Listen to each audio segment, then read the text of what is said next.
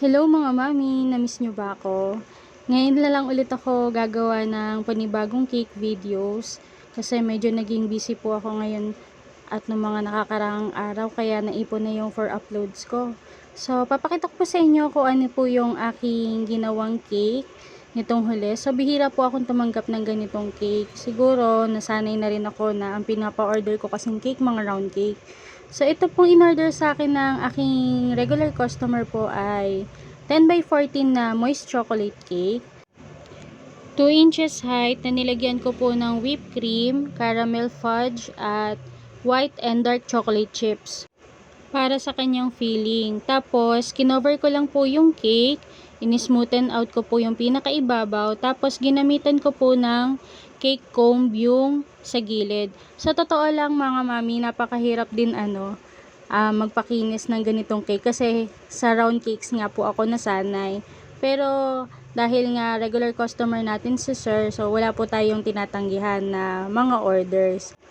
Ang design ng cake na pinapagawa ni Sir Rainiel Del Mundo ay construction theme cake. So, ito yung may mga trucks, may mga lupa. Kaya, ginamitan ko ng cake tester, yung pinakaibabaw ng cake.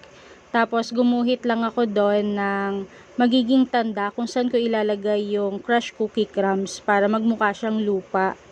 Pagkatapos, nung naiayos ko na yung mga gilid-gilid ng cake, naglagay ako ng isang maliit na parang fish pond dun sa may pinakagitna ng cake.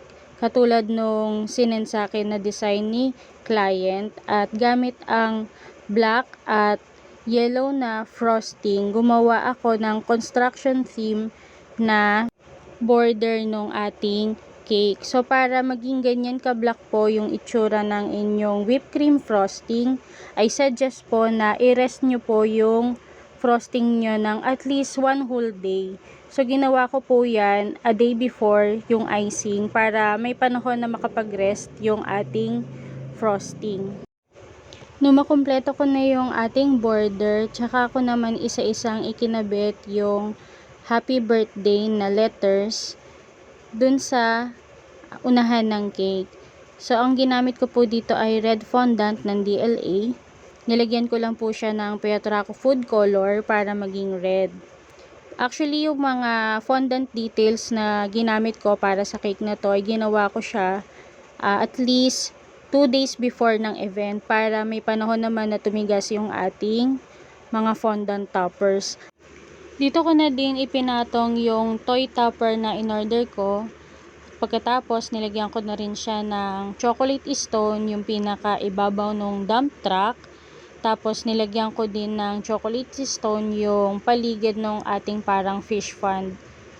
Nilagyan ko na rin yung pinaka-likod ng isa pang truck. Pinagmukha ko siyang nakakumpol na mga bato dun sa likod para magmukhang dun nanggaling yung mga stone na nasa kabilang dump truck. Nag-prepare na rin ako ng gagamitin ko na frosting para sa grass, kaya kinulayan ko na siya ng color green, tapos inilagay ko muna siya sa freezer para medyo tumigas-tigas yung ating frosting, para kapag ginamitan ko siya ng piping tip na pang grass ay smooth na smooth yung pagkakalagay ko ng ating grass. Kasi kapag masyadong malambot yung ating frosting, may tendency siya na magbukol-bukol. Hindi siya magmukhang grass kapag pinisil natin yung ating frosting.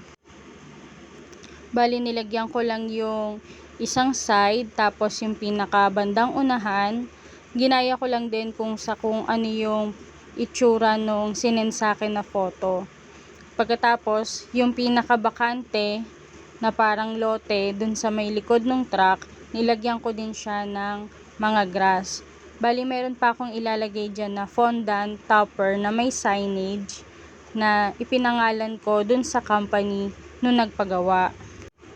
Itong cake kasi na ito ay in-order para sa kanilang boss sa trabaho. Kaya ginamitan namin siya ng company name. Nilagay namin yung logo nila dun sa may topper. Nilagyan ko rin ng 2 pine tree yung signage katulad nung nasa picture, at gumawa din ako ng male figure na naka-construction theme Katulad ng ni-request nung aking regular customer. At dahil mabigat po yung mga fondant figures na nilagay namin dito, tinanggal ko po ulit siya at ibinalot ko na lang at sinabi ko na lang doon sa aking customer na ilagay na lang siya sa venue para maiwasan na masira natin yung cake. So, ayan na po yung magiging final look ng ating cake. Maraming salamat po. Sana paki-like, paki-follow at paki-share po ng video na to at visit nyo rin po yung ibang mga videos namin. Maraming salamat po. God bless po and ingat po tayong lahat.